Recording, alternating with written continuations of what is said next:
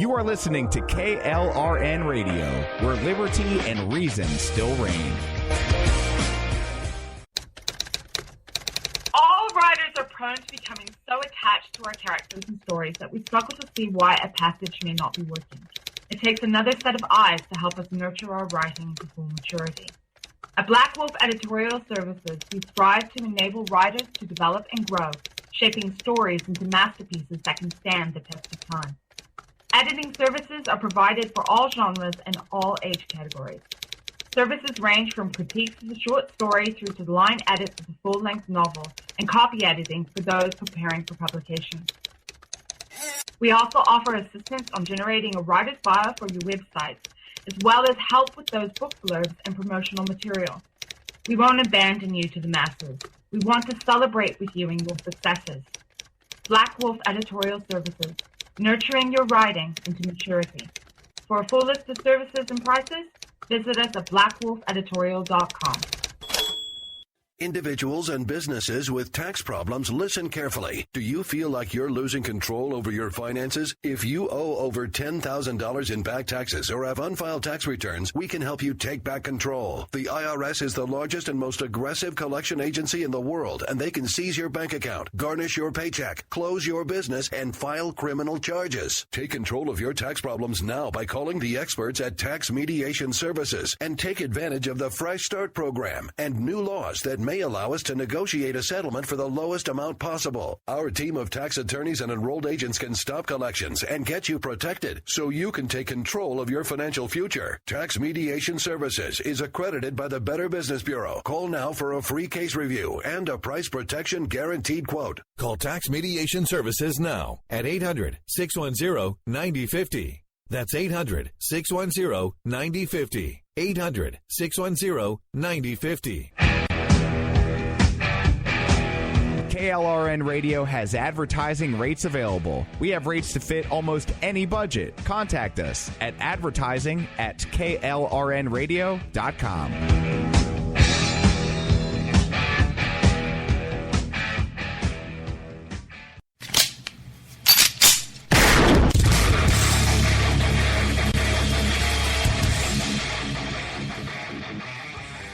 This is Slickery Trigger for Rebel Road Tactical.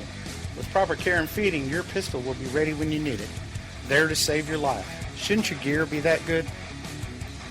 Whether you need a holster for comfortable everyday carry or a tough-as-nails holster for your next training course, Rebel Road Tactical has what you need. Check us out on the web at rebelroadtactical.com.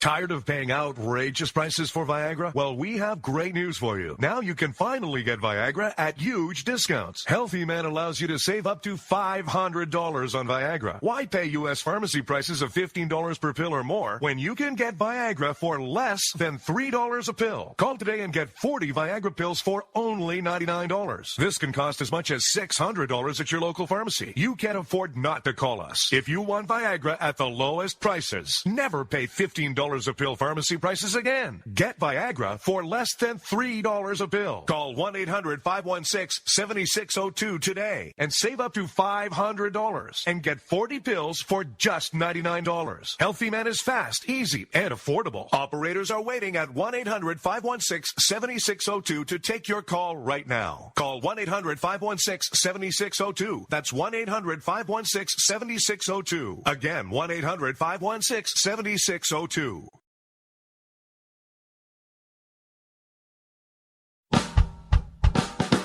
You're listening to the Spark Radio Network. Radio like you've never heard before. Innovation, creativity, and imagination are all said to begin with a spark. So fasten your seatbelt and take the ride of your life and listen for the spark. And so, my fellow Americans, ask not what your country can do for you. Ask what you can do for your country. Freedom is never more than one generation away from extinction. We didn't pass it on to our children in the bloodstream. The only way they can inherit the freedom we have known is if we fight for it, protect it, defend it, and then hand it to them with the well-taught lessons of how they in their lifetime must do the same. I'm not ready to end the fight. I'm not ready to back down. 'Cause I've been through It's too late to turn back now. You know I wouldn't if I could.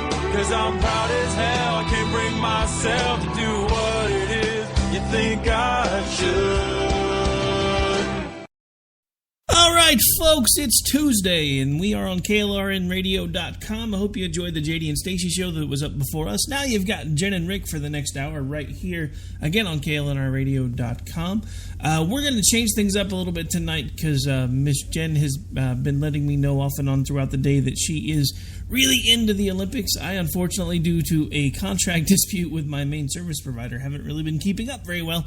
But we're going to talk a little bit about the Olympics and probably save the political stuff for the last half of the show.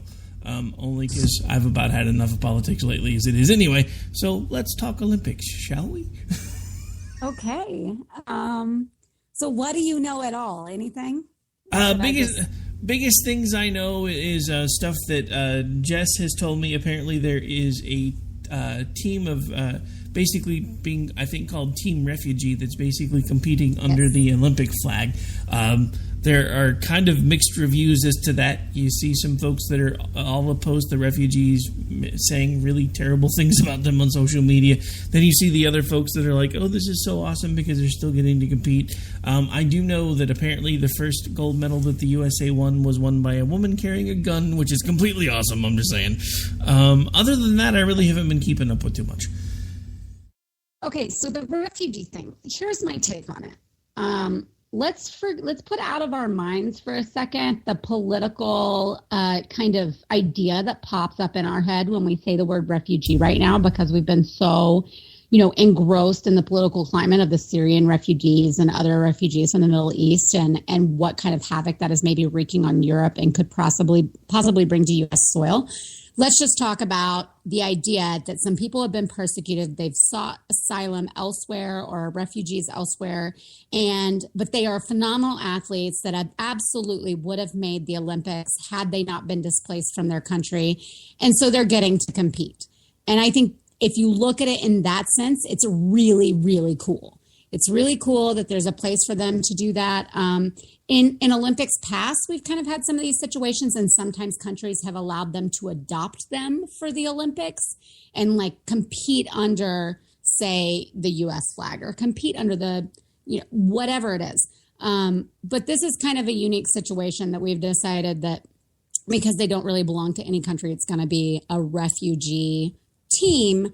Their medals will not go to the credit of any country. They will compete under the actual Olympic flag, and it'll kind of be a neutral thing, and it'll just be for the athletes themselves to be able to, achieve something at the highest level that they've worked for, most of them all of their lives. So if you look at it that way, I think it's a really neat thing that the Olympic Committee did. Any thoughts on that? No, I completely agree with it. It's just like I said, if you spend your whole life on social media, which I'm really trying to stop doing, honestly, you start getting a skewed view of everything because social media becomes an echo chamber. But one of the biggest things that I saw was all of these people that are all opposed to the refugees and everything else were making all these really hateful tweets and hateful social media posts, etc. And everything that I've seen about it up until then had been positive. But I was just saying that I really didn't know that much about the overall idea, just the fact that they had been displaced from their country and were still being allowed to compete, which I think is awesome because, they worked for years to get here. So I think that's actually a good thing. What concerns me is the fact that we have so many people now that are unwilling to hear opinions that are different than theirs. We see that happening everywhere anymore. And we also see people that are attacking anything and everything that they don't agree with, sometimes overtly and sometimes not quite as noticeably, but it's still happening in a lot of ways. And I think that this response by a lot of folks to the Team Refugee has been a good indication of exactly just how messed up we actually are. Because we can't look at this and say, oh, this is great, these people are still getting to compete, even though they have been displaced. It's, oh, they're just a bunch of refugees, and look what the other refugees are doing. So these are obviously bad people. I don't understand how that came to be. Right. And that's why I was saying, equating refugees with what we've recently thought of it as is the wrong way to go about this or look at it. We have typically been sympathetic to refugees from all over the world in multiple situations throughout decades, of political history. So the fact that we're letting it taint our view right now coming into these Olympics because of the recent issues in the Middle East and with Syria is it kind of leaves a bad taste in my mouth. I mean, it's kind of crappy that that's where our minds immediately go, is like, oh, refugee equals bad. And I kind of think that that's a little bit of the Trump effect. So that kind of sucks. But anyways, that's been really cool. I think it's great for them that they get to compete. And also they don't have to like adopt a country that they're not really like a part of, or that country then gets to claim their medal if they win one when they really aren't a part of their team. I think this is a better way to do it. Okay, so let's talk about the first gold medal won for America and how it made liberals so angry. Liberal heads exploded. Oh, it was all sorts of splody heads everywhere, because it was a woman shooter in the air rifles. So, and her name happens to be Virginia. Get this, Thrasher. And she thrashed the competition. So it was really great. Also, if anybody actually takes a second to watch these shooting competitions, like I said, they are air rifles, and they're practically unrecognizable to what you think of as a gun, as a firearm. I mean, this is a competition shooting rifle. It's a completely different kind of thing. So all of those who went, oh, so stereotypical, or of course America won in shooting, they just really have no idea what they're talking about. It's such, I mean, they're just so full of it. So yeah, I mean, social media was like just ablaze with the fact that it was a female shooter. And I thought that was actually kind of brilliant given the current political climate. No, I the biggest thing for me, because honestly, I didn't even know that had happened until I saw the liberals completely going nuts. And one of the things that I thought was completely amazing is there was someone who put out a tweet that says, oh, great job. A woman carrying a gun won a gold medal. Maybe next time they should make defensive tactics an Olympic sport instead. Oh, boy. I'm just like, really? So, first of all, it was a woman, if memory serves, that put the tweet out. So you can't even recognize the fact and embrace the fact that, because there are lots of women that still think things are really unfair, even in this country. And I'm not a woman, so I'm not going to place any judgment there one way or the other.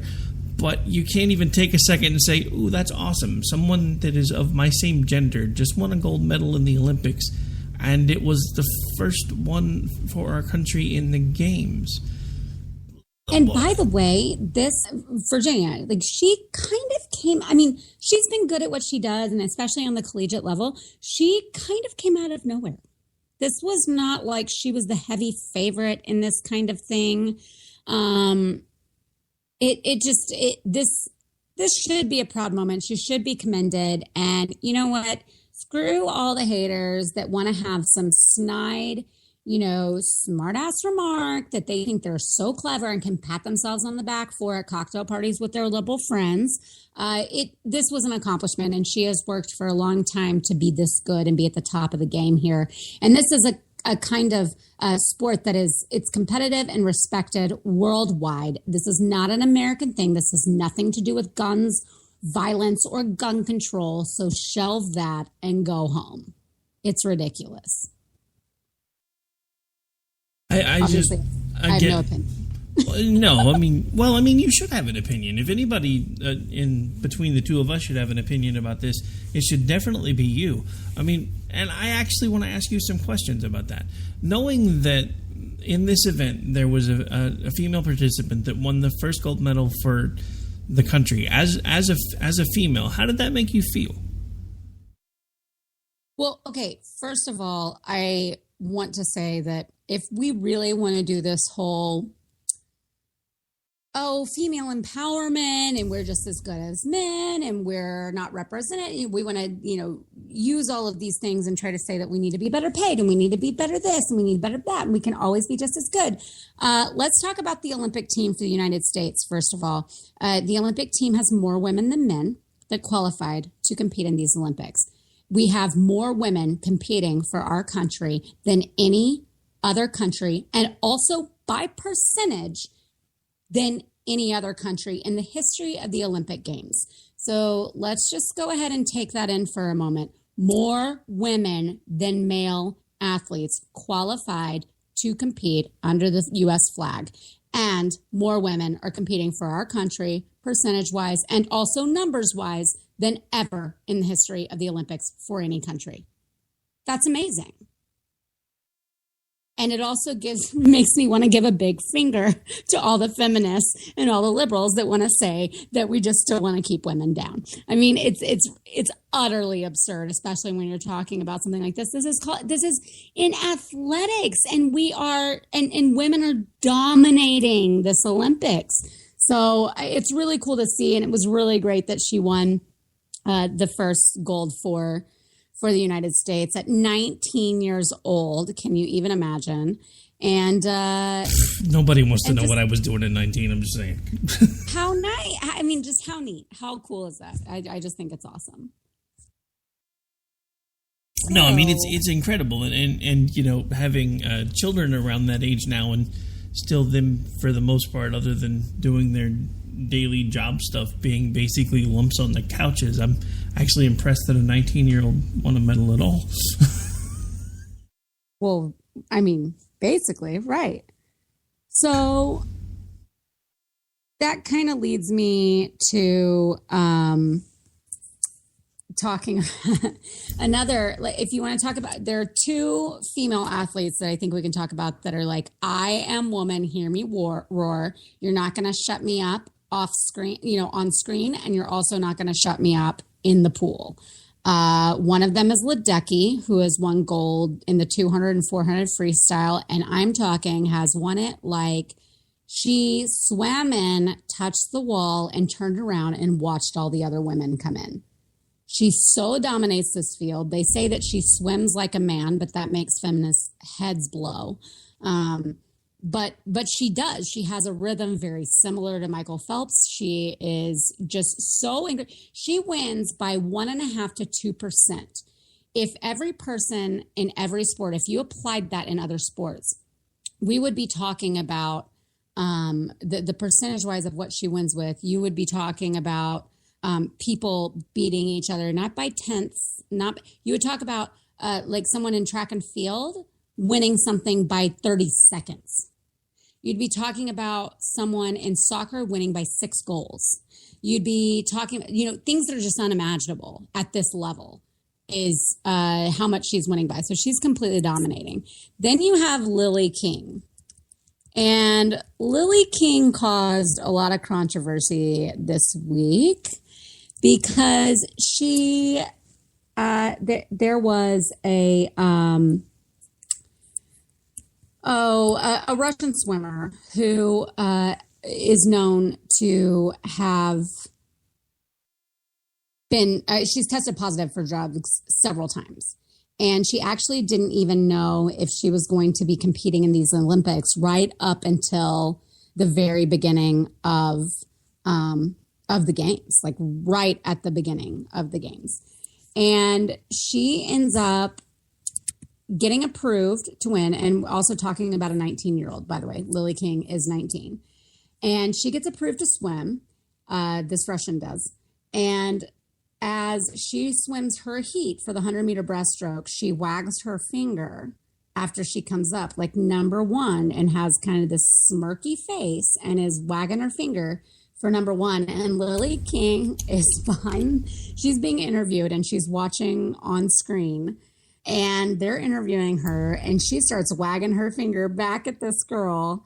And she's like, oh, give me a break. And she speaks out about how, I don't cheat. You're a cheater. Drugs shouldn't be allowed. And, if you've done drugs, like, you should be banned from the sport. this is, absurd. Like, don't be all high and mighty. Like, you just tested positive a couple weeks ago. So basically, screw you. And there were a lot of funny tweets about that, about her giving the finger to the Kremlin, about nominating her to be the next Russian ambassador because she didn't take any crap from anybody, including the Russians. And she backed it up last night. She won the gold, and she beat the Russian who did win the silver. But she won the gold in the 100-meter breaststroke. So she put her money where her mouth was, and it was really neat to see. And they asked her if she took back she wanted to take back any of the things that she said or her criticism. She said, nope, I stand by them, and I'll show you right there in the pool. And she did. So it was it was one of those like, heck yeah, America kind of moments, I felt like, with her just really, really putting it up there. Did you hear about any of that? No, actually I hadn't, but it's been a pretty hectic couple of days around here. We've got folks getting ready to go back to school, so any spare time I have has not usually been spent in front of a TV for the last couple of days. And it doesn't help that I don't have NBC currently, thanks to a dispute between... Yeah, that sucks. Heck, Dish. Well, it's not really Dish's fault at this point. NBC's parent company, because they had this big event coming and it was contract negotiation time with Dish, decided they were going to try to put the screws to them. Which, for anybody who doesn't know, Congress changed the rules a while ago, and because the satellite and cable providers used to work with the broadcast channel folks to bring you the channels that maybe you couldn't get, especially if you were getting them from satellite TV. And they used to do it at absolutely no charge, and then there was a small fee passed on to us, the consumer, for relaying the channels. Well, Congress changed all that, so now these folks can actually charge the providers whatever they decide their programming is worth, even though you can get it for free using an over-the-air antenna.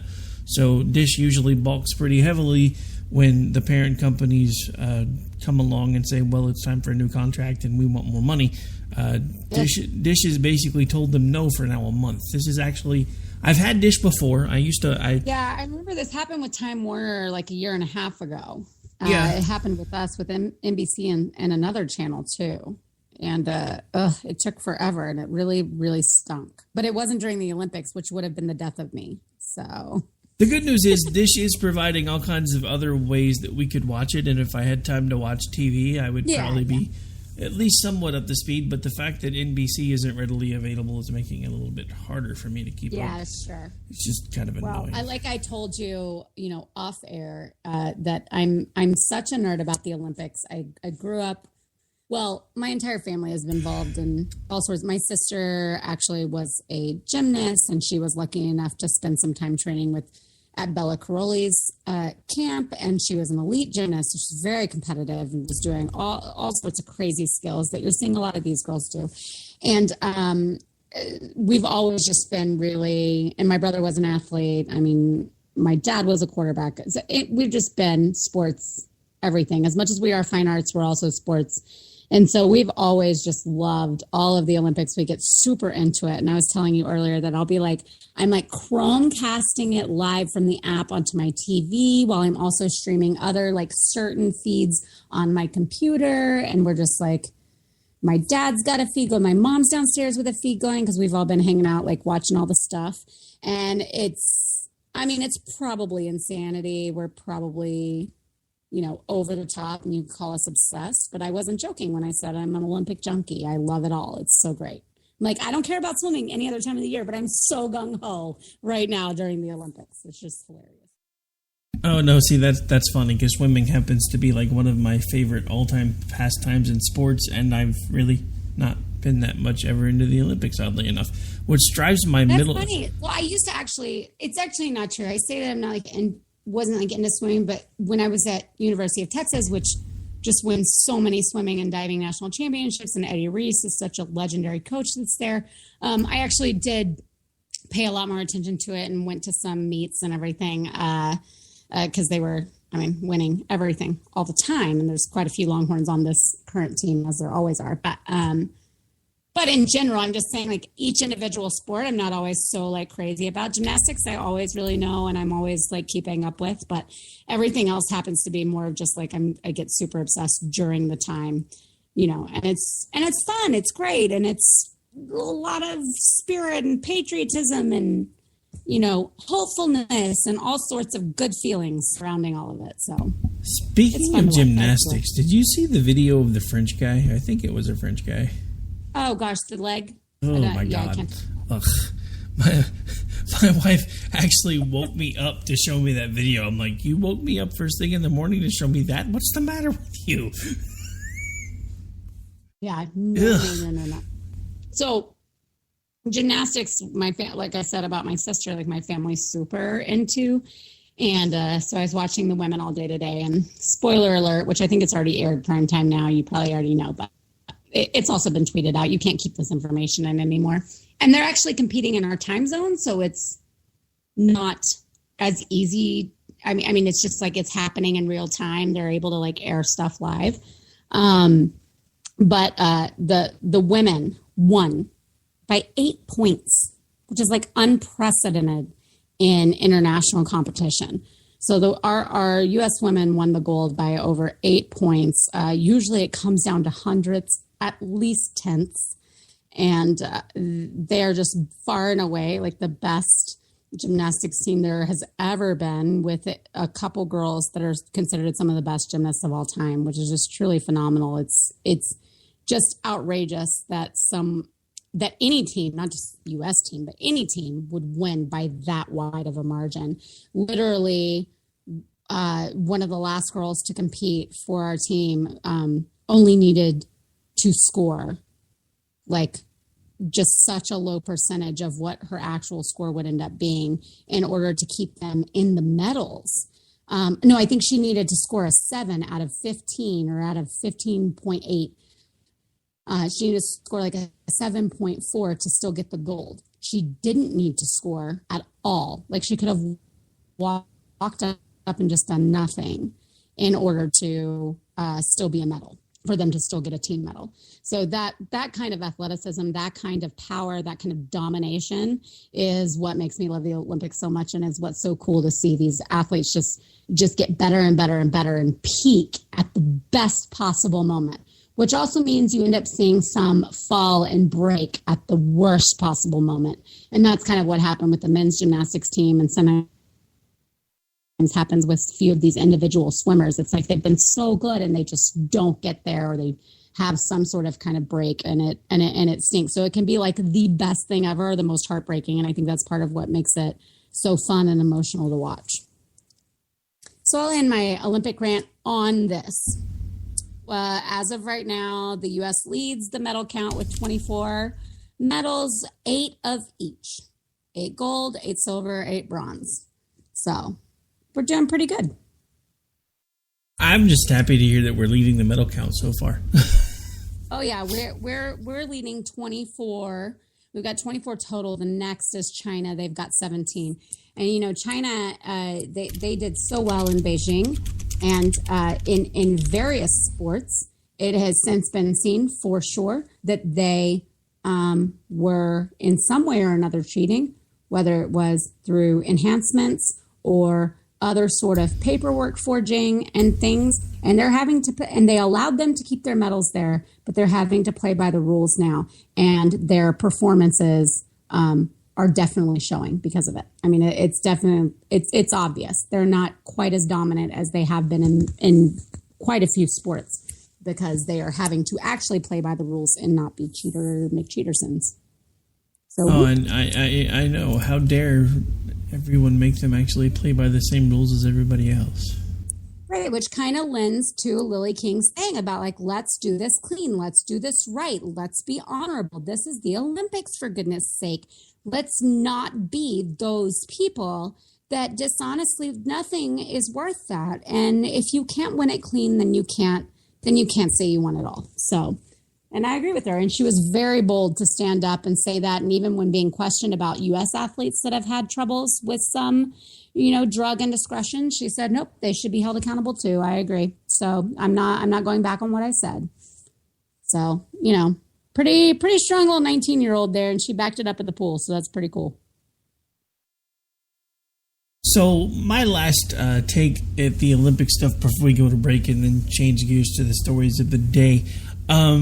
For those of you who don't know, Kevin Durant recently left the Thunder. I actually saw an Olympic joke today that I thought was friggin' hilarious in that scorned ex-boyfriend kind of way, because, you know, the dude left us, man. He just up and left Oklahoma, said, screw you guys, I'm going over here because these guys are going to get me a ring.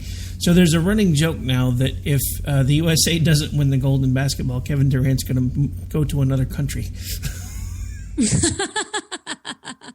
You know, that has actually always been something that's kind of annoyed me about the Olympics, is like some of these athletes that technically can claim other countries, whether it's because they were actually born there or whether it's because their parents were, which that annoys me even more. They grew up in America, they were born on American soil, and their parents were there, and they compete for these other countries because they couldn't make it.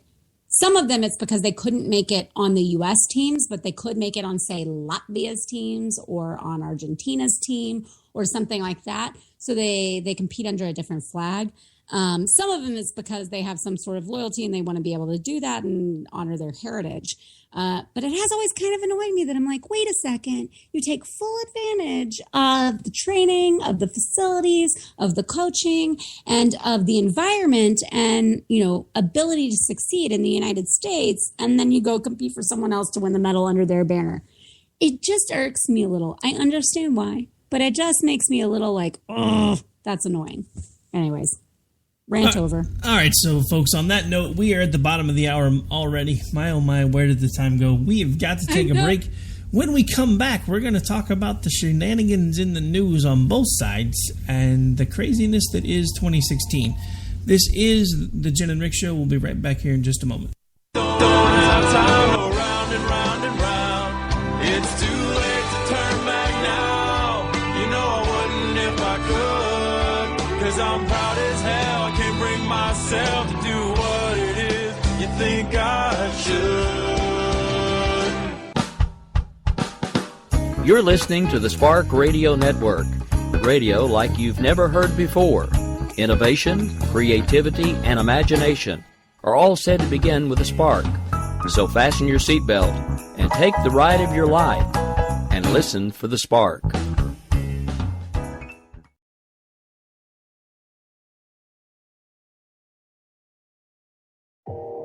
You are listening to KLRN Radio, where liberty and reason still reign. All writers are prone to becoming so attached to our characters and stories that we struggle to see why a passage may not be working. It takes another set of eyes to help us nurture our writing to full maturity. At Black Wolf Editorial Services, we strive to enable writers to develop and grow, shaping stories into masterpieces that can stand the test of time. Editing services are provided for all genres and all age categories. Services range from critiques of the short story through to the line edits of the full-length novel and copy editing for those preparing for publication. We also offer assistance on generating a writer's bio for your websites, as well as help with those book blurbs and promotional material. We won't abandon you to the masses. We want to celebrate with you in your successes. Black Wolf Editorial Services, nurturing your writing into maturity. For a full list of services and prices, visit us at blackwolfeditorial.com. Individuals and businesses with tax problems, listen carefully. Do you feel like you're losing control over your finances? If you owe over $10,000 in back taxes or have unfiled tax returns, we can help you take back control. The IRS is the largest and most aggressive collection agency in the world, and they can seize your bank account, garnish your paycheck, close your business, and file criminal charges. Take control of your tax problems now by calling the experts at Tax Mediation Services and take advantage of the Fresh Start program and new laws that may allow us to negotiate a settlement for the lowest amount possible. Our team of tax attorneys and enrolled agents can stop collections and get you protected so you can take control of your financial future. Tax Mediation Services is accredited by the Better Business Bureau. Call now for a free case review and a price protection guaranteed quote. Call Tax Mediation Services now at 800-610-9050. That's 800-610-9050. 800-610-9050. KLRN Radio has advertising rates available. We have rates to fit almost any budget. Contact us at advertising@klrnradio.com.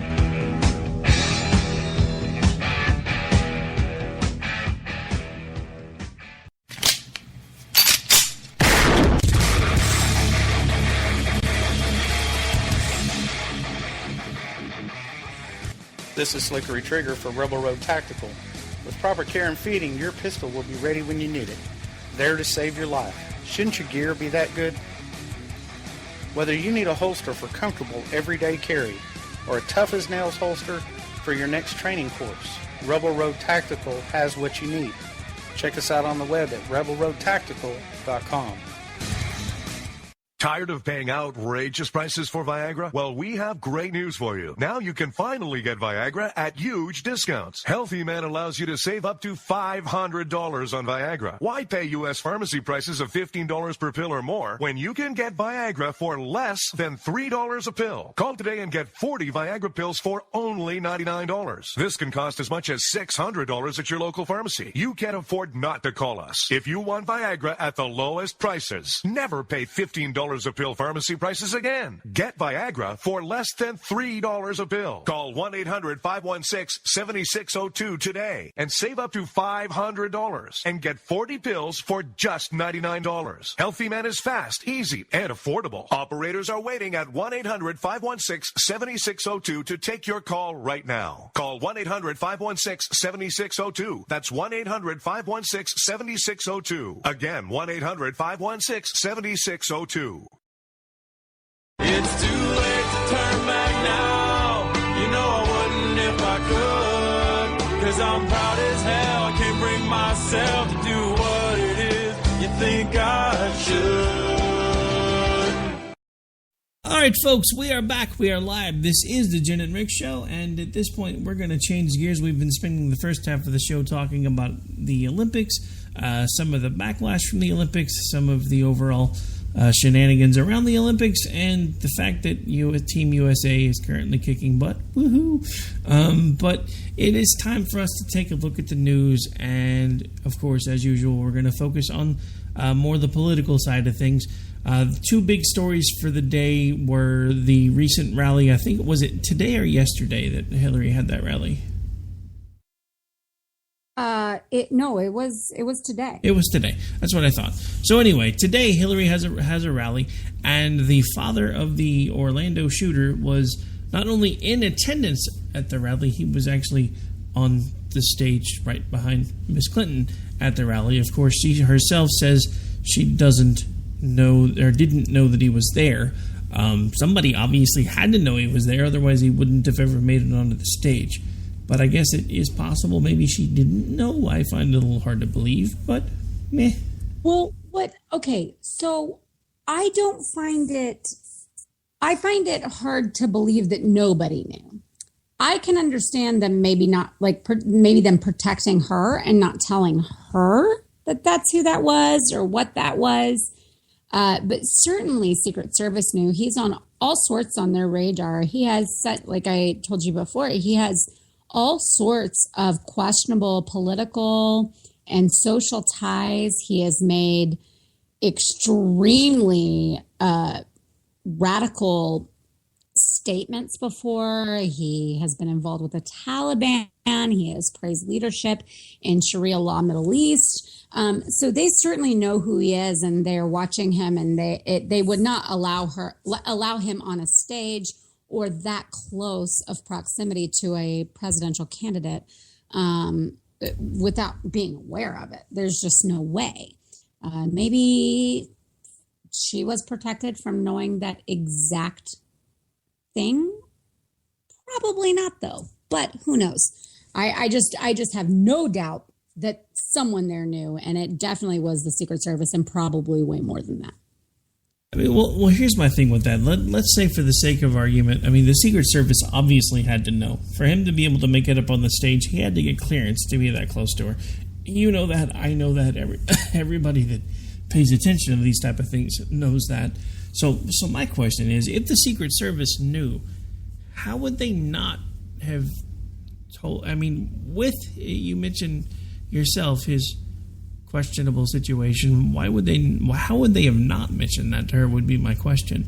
I mean, was it to protect her from it? Well, I think so that maybe she could play dumb.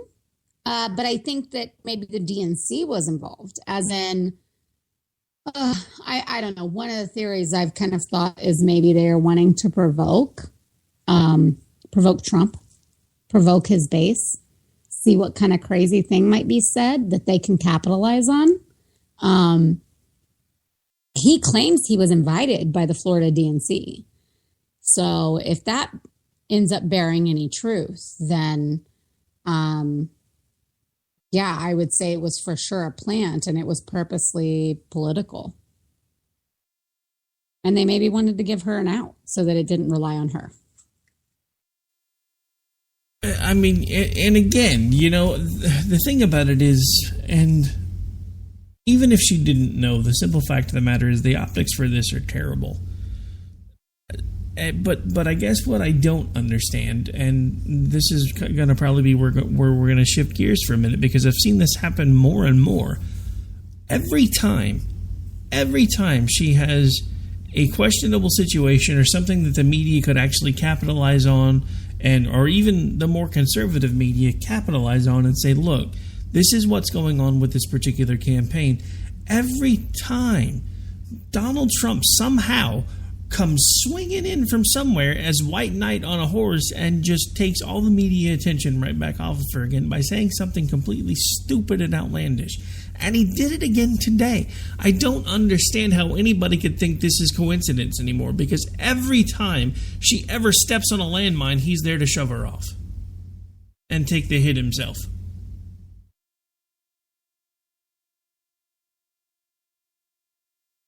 Hello? You believe I may have lost my co-host? Whoops, that was my fault. I accidentally hit you. So no, see, I know how this works from JD and Stacy. When you guys accidentally hit mute, it's usually because Stacy's like yelling at JD. So I'm pretty sure I was getting yelled at on mute, folks. Just kidding. No.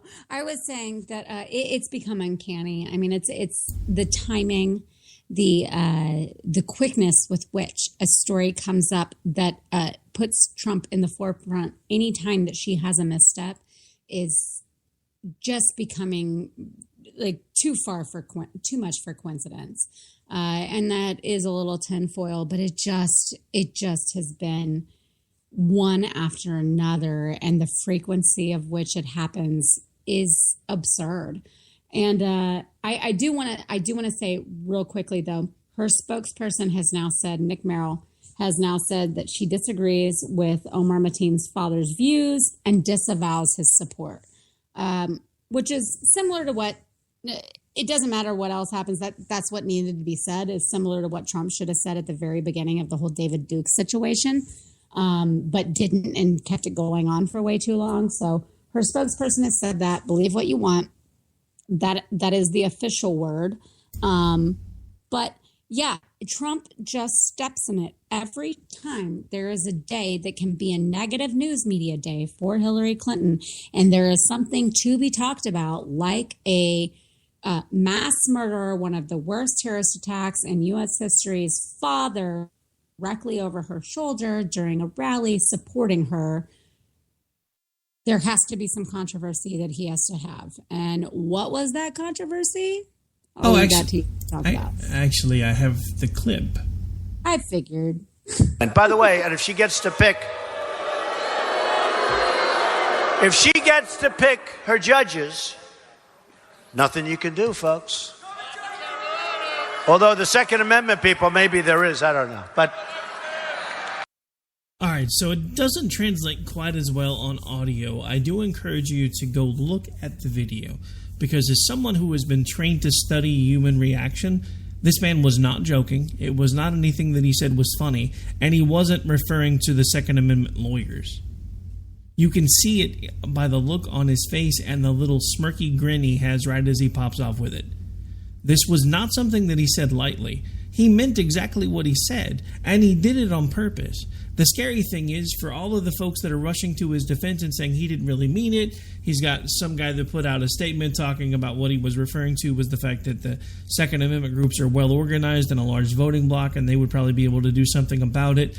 The issue with that is there, Sparky, he was talking post-election, not pre-election, so there wouldn't be anything the Second Amendment crowd could do about it post. There's nothing to vote on, right? Because there's nothing left to vote on at that point. And that's exactly what he said. If she gets to the White House and gets to pick her Supreme Court justice, there's nothing you can do except for maybe the two-way folks. So one other big thing that I took away from that, except for the two-way folks, that tells me, first of all, he's not a two-way folk. It also tells me that no matter how much he wants to pretend he's conservative, he looks at the two-way folks a lot like the liberals do, as the crazy gun-toting folks who are going to take matters into their own hands and take care of business if they think that that's what they need to do. And that's not what most of us are about. That is what the Second Amendment was founded for, was to make sure that if we ever got to the point where we had a tyrannical government, we could do something about it. But that doesn't mean that just because somebody as crazy as Hillary Clinton is going to be probably the next president, and a lot of forecasters are showing that already, whether we want to like it or not, that we're going to basically, that somebody's saying what he said, which is that somebody that's a fan of the Second Amendment needs to do something about it. I mean, come on, everybody knows what that actually meant. The fact that this man can keep saying the stupid things that he says over and over and over again to, first of all, push Hillary Clinton off of another landmine that she stepped on today, take the blast himself, and then still have everybody running to his defense saying that's not what he meant. How many times can this guy screw up before you realize that he's actually telling you what he actually means? I don't get it. Right. And I think that's exactly the point. I remember I was probably 20, maybe 19, 18, somewhere around there, like just achieving what we technically call adulthood. And someone, wisely said to me the way that, I mean, there's millions of quotes like this out there, but just think, people will show you who they are. And when they do, believe them. You shouldn't. It's one thing to have to make an excuse for somebody one time, or for there to be a lapse in judgment here or there, for there to be mistakes made. This goes so far beyond that. She has shown us who she is, and we believe her. He shows us who he is, and why do these people refuse to believe him? It's common sense. He's showing us day in, day out. He has promised the RNC he will change. He has promised GOP loyals that he will change, that he's going to go to the strict format now. Now he's going to act presidential. Now he's going to read off a teleprompter. Now he's going to blah, blah, blah. It never changes. He can't help but fire off at the mouth. He can't help but insinuate things that are insanely inappropriate for a presidential candidate. And I think one of the best things that I saw today was tweeted that said something about, so maybe he was being unserious about this. Well, that has huge implications, that someone can be so unserious about a job that's so serious. It's just, there's no place for it. There's no place for it at this point. And that's where we're at with him. And it's not going to change. He is who he is.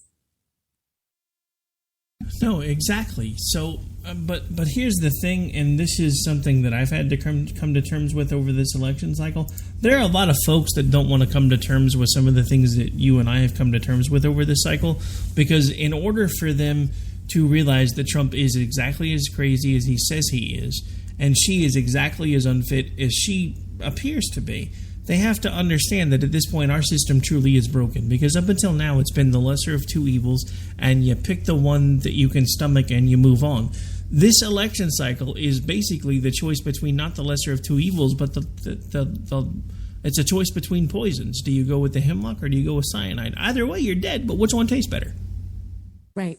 Well, by the way, he has tweeted since we started the show. He says, Trump says, media desperate to distract from Clinton's anti-2A stance.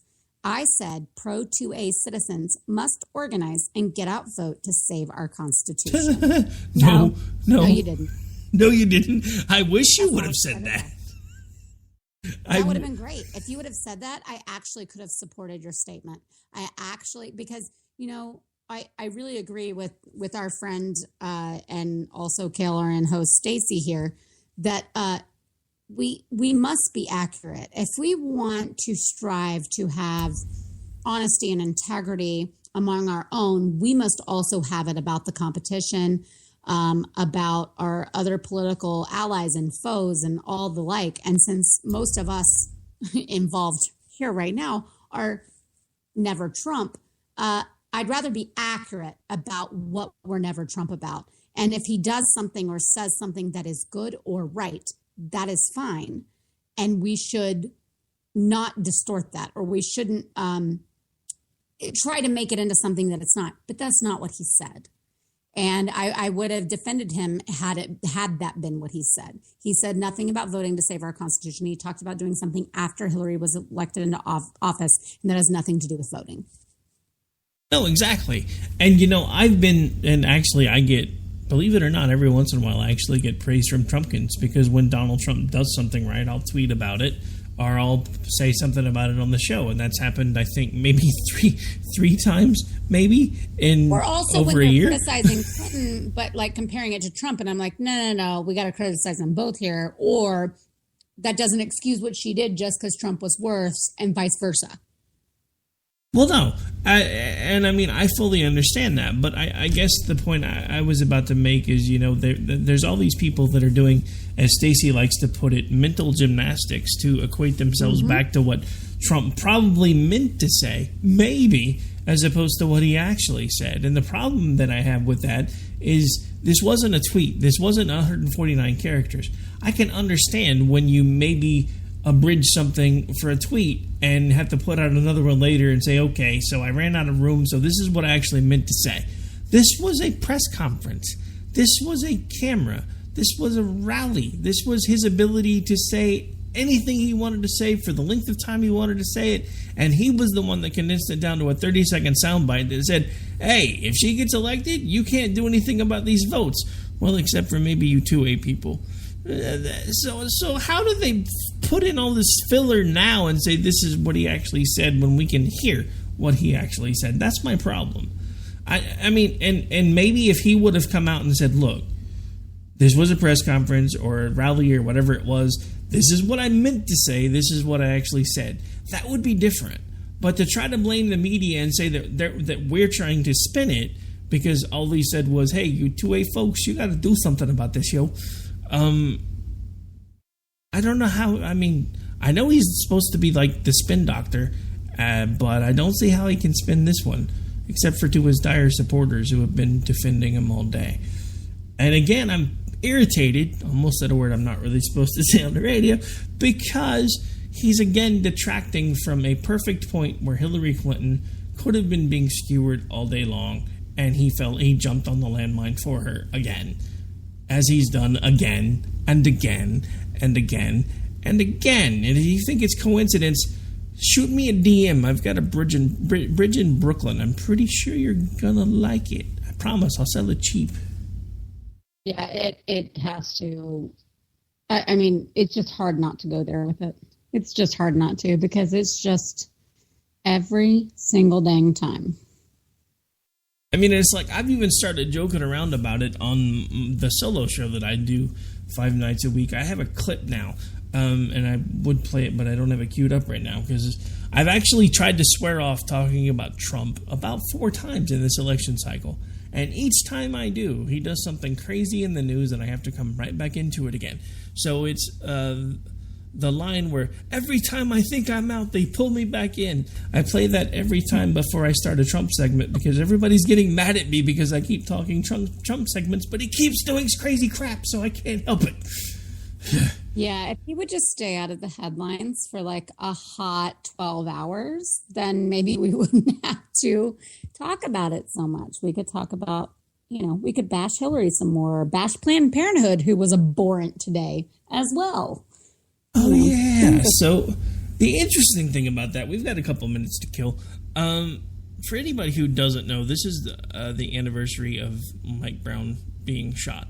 What you may not know is Planned Parenthood has decided to graft on to the fact that he was shot and somehow make him a poster child for Planned Parenthood. I'm not exactly sure how that works, but they sure tried to do it. I was a little confused by that. Yeah. So one of the things that they said today was, here we go. I've got it right here because I was just so appalled. Justice for Mike Brown is repro justice. None are safe until we can all be free from violence. So I'm kind of confused because somehow the children he might have had but didn't, might have had, his potential children, is somehow, that is somehow a reproductive issue and is repro justice. But children that already exist in wombs are not and can be stabbed in the head, vertebra crushed, limbs torn apart, whatever else at will. I'm incredibly confused by the rationale and the morality here. Somehow they're standing on some moral high horse or sitting on some moral high horse in regards to Mike Brown, who, by the way, was a criminal thug. Sorry, I'm saying it. I would say it no matter how he looked, what he was. That's what he was. And somehow that is something to be concerned about what his children might have been. It's utter insanity and completely illogical. I don't understand how we got here, because a man who was rushing a police officer who had already tried to take his weapon became the spokesperson for a completely made-up narrative, or the poster child, I guess, not really the spokesperson, for a completely made-up narrative of the hands up, don't shoot. Which, by the way, ruined an officer's life and completely turned it upside down to where he will never have the kind of life that he set out to have in the first place over a false narrative.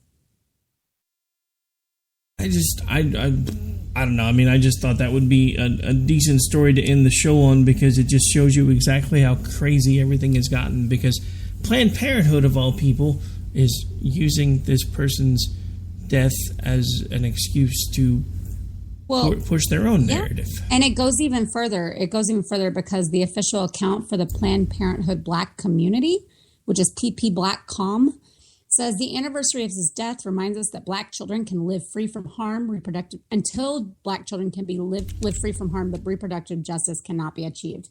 This is an organization that murders over 1,800 Black babies every day, and they abort more than 600,000 Black babies per year.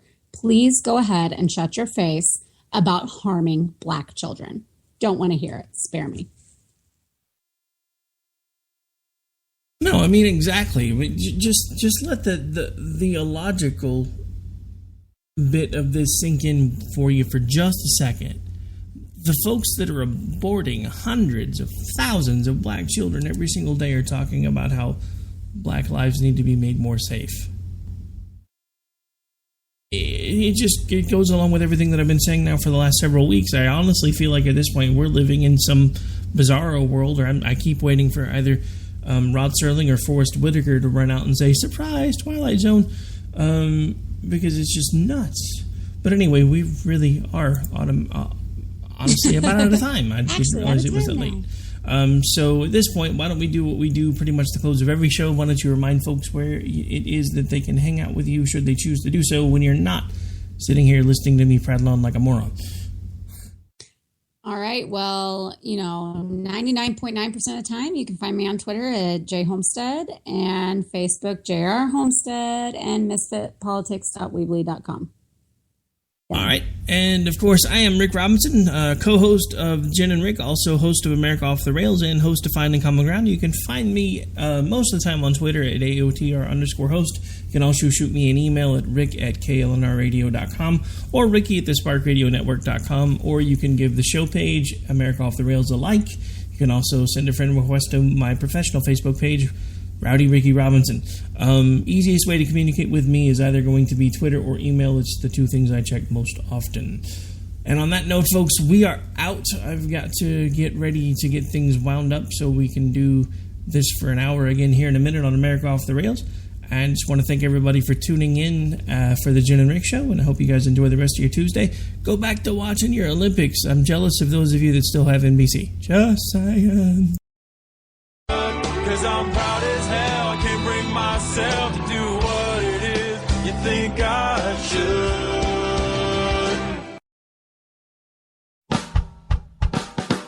You're listening to the Spark Radio Network, radio like you've never heard before. Innovation, creativity, and imagination are all said to begin with a spark. So fasten your seatbelt and take the ride of your life and listen for the spark.